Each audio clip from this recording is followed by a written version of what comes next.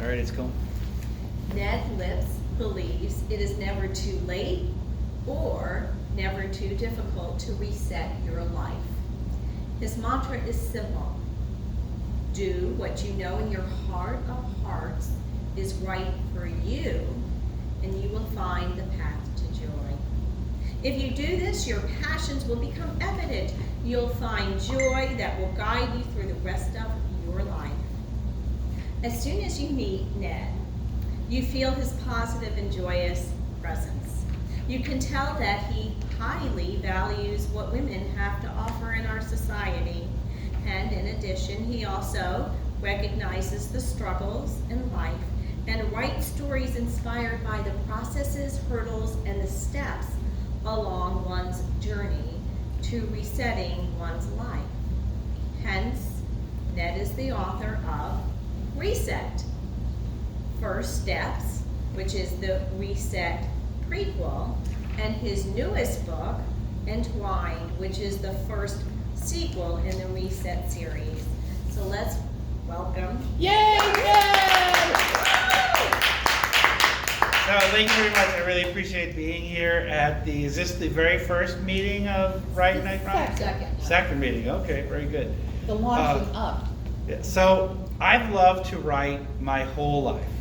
I've started writing when I was a little kid, and of course, as everyone guided me along my path to what I was going to do in my life, even though I love to write, nobody suggested I ought to follow a path in writing. So I wrote for fun, I wrote for girlfriends, I wrote for myself, and I never got anything published, but I've got a big box at home of stuff that I've written over the years, handwritten, so I've got to figure out what to do with all that. But anyway, I started following, as most of us do, the path that everybody else thought was right for me. So I went to college, I majored in political science, and then I switched over to medicine because my mom thought it'd be a great idea. I'd be better if I was a doctor. And then I switched to something else, and then finally my counselor, after my third year, said, Ned, the only thing you can graduate with the stuff you've got, is a degree in psychology. So I have a degree in psychology, so there you go. I got out, I worked for my uncle, and I worked for my dad, and then my friends were on law school, and that sounded like a great idea, and so I went to law school. But bottom line is, I just did the next thing that made sense, and so many of us do that. So I write. Now I just started 2 weeks ago. I have a video podcast. You can search Ned Lips, N-E-D-L-I-P-S, on YouTube and find my video podcast, and it's about resetting your life. In 2016, I had run out of paths for other people to put me on. And I was kicked off the last of those paths. And I found myself in a situation where I needed to figure out what I wanted to do. And I decided, hey, I'm going to finally follow my passion, and I'm going to start writing. So as writers, you have to decide that this is something you are deeply passionate in, that you really, really want to do this. So what first thing I did was, and I highly recommend these organizations, I joined the St. Louis Writers Meetup group. They meet at the Ethical Society on Tuesday night, and I can't remember which Tuesday night, but go to meetup.com, meetup.com, and look for St. Louis Writers Meetup. And it's a great group. It's led by some great people. They've been doing this for forever, it seems like. And they were unbelievably important to me in understanding the craft of writing. I'd always written, and I'm good at contemplating stories and dreaming up ideas, but the craft of putting that on paper and making it readable and exciting and interesting, and not just jibber jabber, which is probably what this is, was really important to learn. So the next group that I joined was the St. Louis Writers Guild. And the Writers Guild, so the Writers Meetup is just about the craft of writing. And through the Writers Meetup, I got into my critique groups, I found beta readers, and I'll get into what those are in a minute. But Then I joined the St. Louis Writers Guild. The Writers Guild is a little bit broader topic concept of being a writer, learning how to write, but also being involved in the writing industry. So what does the writing industry look like?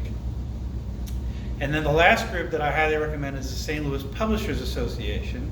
And the St. Louis Publishers Association is literally about the process of getting published. It's not really about the marketing of your books, it's not really about all that.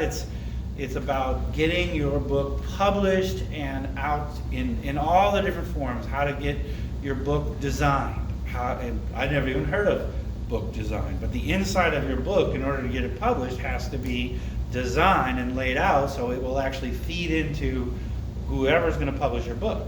So those three organizations I highly recommend, and they've been invaluable to me.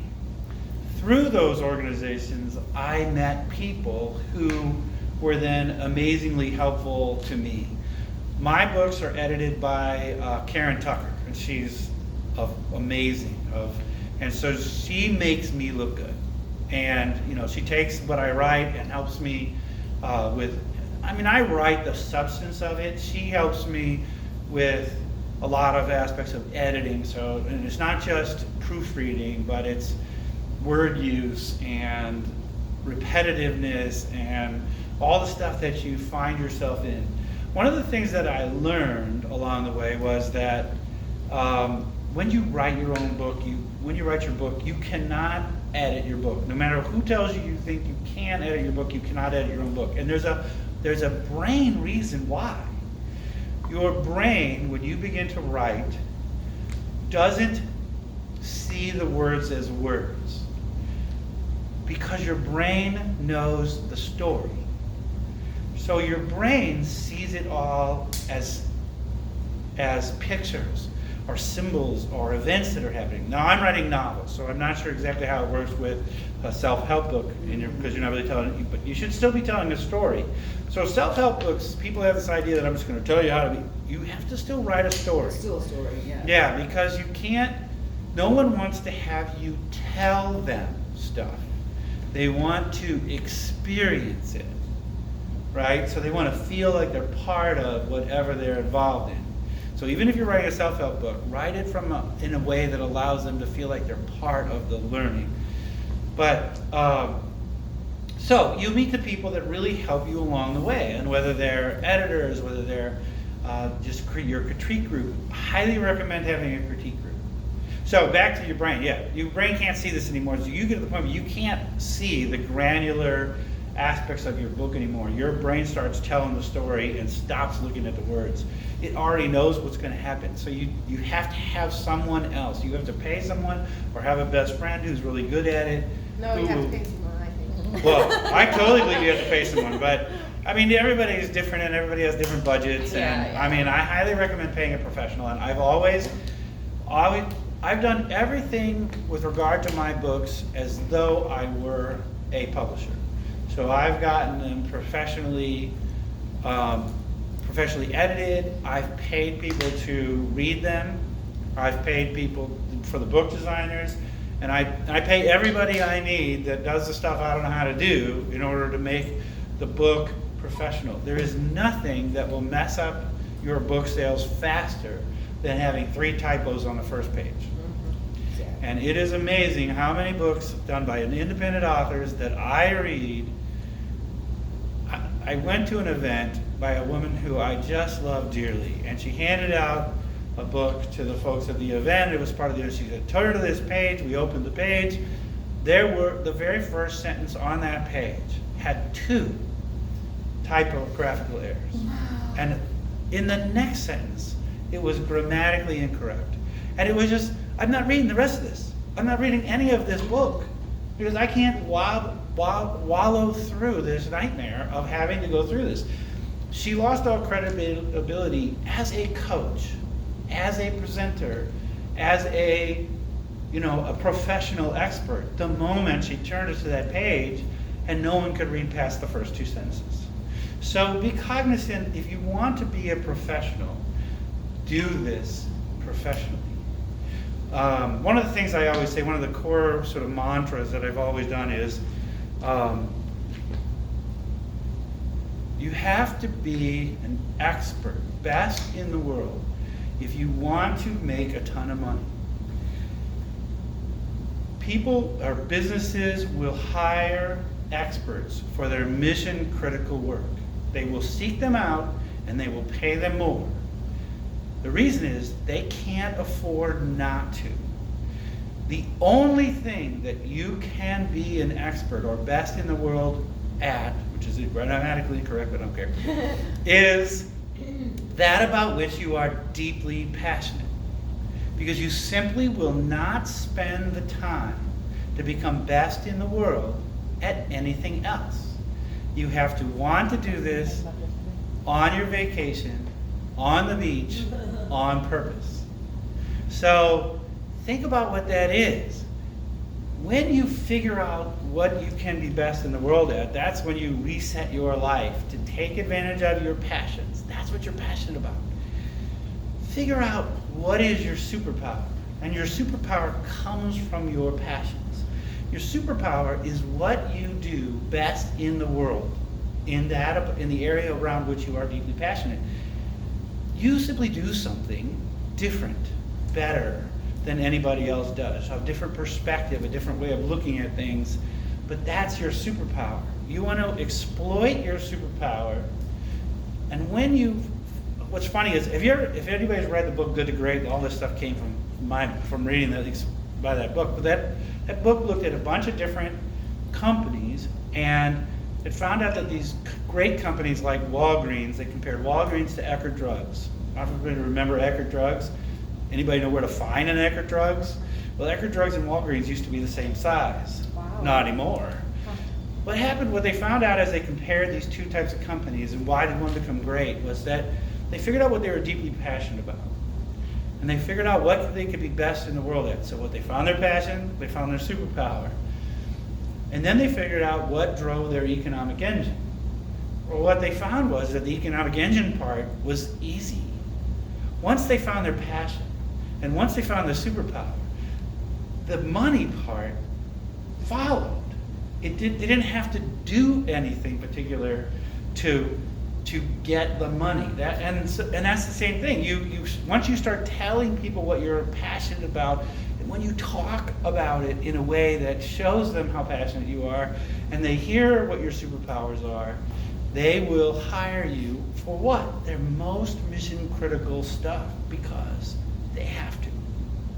So whatever it is that you love to do, you can make money in it. Now, does that mean you're going to be a multimillionaire? Does that mean your superpower is that you can fly? I mean, I don't know. Probably not. But maybe the multimillionaire thing could happen. So let's get all the way back. So that's my basic way of looking at the world. And it's kind of how I think about, if you want to be a writer, be passionate about it. There are a million ways that people write. There's two conceptual ways that people talk about it. And one is the idea of doing outlines. And a lot of people are really, really organized, and they're called outliners. I don't outline. The other category, which is what I am, is called a pantser, but that's a really derogatory term that the outliners call us. And but I don't really write from the seat of my pants either. I create themes. So every book that I write has underlying themes associated with it. What does the story need to say to the audience at the end of the day? And I have a number of those that I try and craft in advance. Then I tell the story to those themes, right? So it's not really, and what do you want to say to people? Whatever you're writing, whether it's a novel, whether it's a book, what do you want them to hear from your words when you're done? So Reset is about Sarah's life before the storm that comes through is a disaster, and she needs to reset her life. But when we decide that we're going to quit what we're doing, right, and do something completely different, we're going to go through a storm. Because the people who love us can't understand what we're doing. The people who we work for can't understand what we're doing. The counselors and the people and our friends, they don't understand why we're doing what we're doing. And we have self-doubts and issues that we've dealt with, our own past. And the storm in Reset is her battling those issues. That's what that storm is about. She's not battling the storm. The storm itself is throwing herself, her self-doubts, her anger, her fears, her issues in her own face to see if she can get through it. And she does. She's able to come out the other side, and she's got her superpowers. Now, her superpowers are really superpowers. It's a novel, it's for fun. But her superpowers are about protecting herself, healing. They're about strength. They're about speed, and they're about bravery and courage. And these are the things that we need to build in ourselves in order to go forward and be the person that we want to be. And so, those were the themes I wanted to build in Reset as people read it. And she goes through a process of learning to be a protector, to learn to teach, to learning to care about other people besides herself and her daughters. And she has other battles that she has to fight, and she realizes she doesn't have real control over her superpowers and gets her butt kicked. But she also learns to love for the first time. But at the end, by the end of the book, and I won't tell you what happens, but these come together, right? And she realizes that she can be who she wants to be. So. But those were the themes. Those are the ideas that I wanted the book to tell the audience.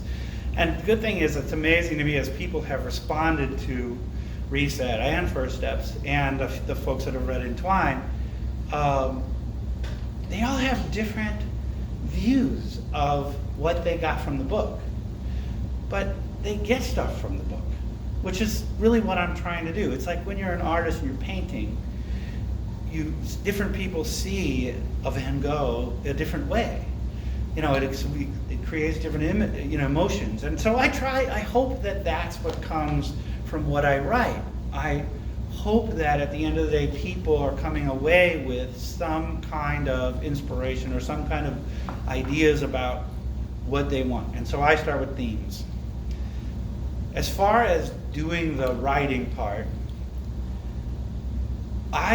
at the very beginning, I started writing at 3 o'clock every afternoon. Now, I'm a commercial realtor. That's how I was making my living, though I was a disaster at it because I was doing it half-assed. But at 3 o'clock, I said, I'm going to write. I'm going to write from 3 o'clock till whenever I'm done. The cool thing was, at 2:15, my brain is starting to think about what are we going to write at 3 o'clock. And it got all excited. And my brain got, by the time I actually sat down to write at 3 o'clock, which was often 2:30 because I wanted to write, so I had stuff going. I had to get going. I was ready to go. But every day, 3 o'clock, my wife knew, everybody knew, I was sitting down and I'm going to start writing. But my brain started getting excited about when 3 o'clock was coming. So think about how you can set up a discipline in your own world, whether it's 7 o'clock at night or 4 o'clock in the morning. I have a friend, that's when she gets up. She gets up at 3:30, she writes at 4 o'clock, from 4 to 6 o'clock in the morning. But she'll wake up at 3 o'clock and start writing at 3:30 because her brain now is all excited to get up at 4 o'clock and write, So if you don't get excited about writing a book is hard. If you think it's the thing that you're so excited about doing that you can't do anything else at that time period that you've set aside for writing, then writing a book is easy because it just comes out of you. When I get into the world of Reset or any of the books that I've written, I'm there. I'm experiencing it, what's going on. My editor said, how do you keep all these characters straight? I said, because they're my friends. I know these people. I know them like I know my real friends. When I go into that world, I know Gus. I know Gus like I've known Gus. I know Sarah. I know Erica. I know Ms. Watson. These are friends of mine who I understand, and once I'm in that world, I don't have to think about what would they say. I know what they would say. Just like I would know what my friend Carl and the other people that I know would say, and my wife. So get into it that way, and that's how the characters honestly tell me the story a lot of times. Once I'm in that world, start writing, the characters tell me the story. So that's really the process. Getting published is a whole nother thing. And then once you're published and you start to market, that is a whole nother thing. Both of those things are ridiculously harder than you think they should be, and more expensive, and everything else. So getting the book written, in my opinion, is the easy part. So does anybody have any So this is questions? part one. We're gonna have Ned come back. I can talk about the other part, sure. And to talk to, you mentioned a beta. Yeah, beta readers. Reader. So there are a couple different kinds of readers. But you want other people to read your stuff. It's really hard to put it out there While you're writing it? while you're writing it. So it's really great if you can have a friend who is writing something at the same time you are, and you could share chapters. That's a great thing. You each other share, but be honest with each other about whether what you're writing makes any sense, is impossible, blah, blah, blah. That's a good way to do it. Get in a critique group. In a critique group, you come and you pick a part of whatever you're writing, something you're struggling with, and you read that to the critique group, and they tell you it's full of crap, whatever. As you get closer to being done, you want to find what are called beta readers. Beta readers read your I don't know, you should be through with the book. It should be, in your opinion, done. It was freaking never done. But in your mind, it's done. And you have a beta reader read it because you need extra. And I've had, one of the things that was really important to me was that these books be authentic, because I write from a woman's perspective. So Reset was read by 15 women who read it to tell me whether or not I had, and they had a lot of comments and thoughts and ideas about, how I missed the mark on that. And I was I made a point of fixing it, and a lot of them looked at the sections of the parts that they looked at again. In First Steps is about abused women. 5 women from abusive relationships who escaped from abusive relationships read First Steps and gave me comments on how close did I hit the emotions in that. And they all liked it. I was thrilled about that. So then you have what are called, some people call them alpha readers. Alpha readers are those folks that read the pieces at the very, very beginning. And then you have what are called advanced readers. And an advanced reader reads your book when you believe it is totally done, 2 weeks from publication, and they are going to give you their little quotes for the back of the book. So Karen is an advanced reader for Entwined right now, so I'm really thankful for her to do that. So you have all these stages where you have somebody read, and then of course your editor is reading it and telling you what they think and all that stuff. So those are all the readers. It's quite a process, really. Any other questions? Okay. Would you like to see this turn into a screen movie? I would or- love to. So I just, last Saturday, spent all day at the In Motion Filmmaking Festival down at Kovo. It's the first one they've had here in Mary St. Kay Louis. Sheets, you got to meet her? I didn't, but I met a bunch of people, and I had a great meeting. So my books are all either now or soon to be on audiobook, on Audible. So you can get Reset on Audible now. You can get First Steps in about. How did you go through that process? Who did you use?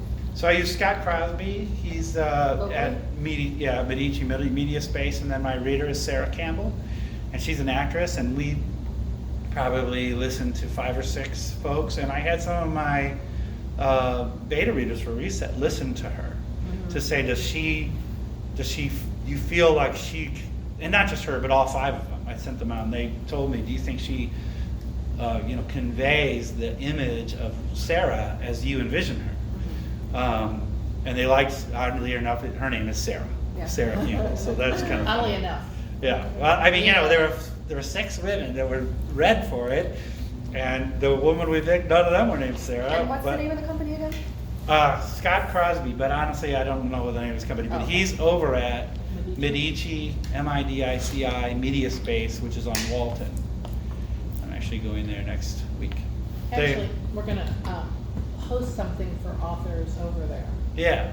Oh. So Medici is a great space for it's all Creative. they actually very creative space. They actually have a stage room, they have a sound room, they have a podcasting room where I do Cool. this is where I do my podcasts Mhm. and my video podcasts. They have a green screen, the biggest green screen in town. So you can do a lot of cool stuff there. Anybody that's ever heard me talk about Marty Casey, I got to hear her, she was on stage at an event over there. Yeah. She was the MC, Cool. and we fell in love there. Yeah, it's a cool So I owe place. Josh now.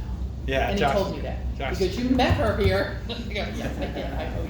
So anyway, the film in motion was cool. So I'm actually going to be part of trying to create a Missouri Adventure Forum type organization for them around films. You need to talk to Mary Kay Sheets. Yeah, I'd like Her to. son, did you meet a young man named Gabe Sheets? I did meet Gabe. Gabe, it's his mom. Oh, okay. They homeschooled their son, and he's like what's that guy, this is Steve, not Steve Jobs, but who is it, Steven Spielberg. Spielberg. Oh, yeah. Like he's 14 years old and he's doing movies, and instead of going to school, they'd send him to videography Right. and conventions, and he's like 17, and he's been in the business realm, he's like, it's just crazy. I definitely want to meet Awesome. him. Yeah, Because he can Mary- maybe do my movie. Well, Mary Kay is a strategist more. Okay. And so she was part of helping put this on. I'd love to meet her. Yeah, That would be great. You guys would So, have great conversation. this is how you meet people in this town. Yeah. I mean, I met Scott through some connections, and I actually looked at a bunch of different people who do audiobooks, and I liked Scott the best. He seemed to be the guy that was that was a fit for me, and I've loved working with him. So he's been great. Is he the one doing the podcast too? He does my podcast too. So his company has actors that can do Yeah. audio for Yeah, other people? uh-huh. Yeah. I mean, he knows people in town. One of the people, I mean, some of the folks, you don't have to do this from St. Louis. So a couple of the people that we talked to, one was from LA and one was from New York.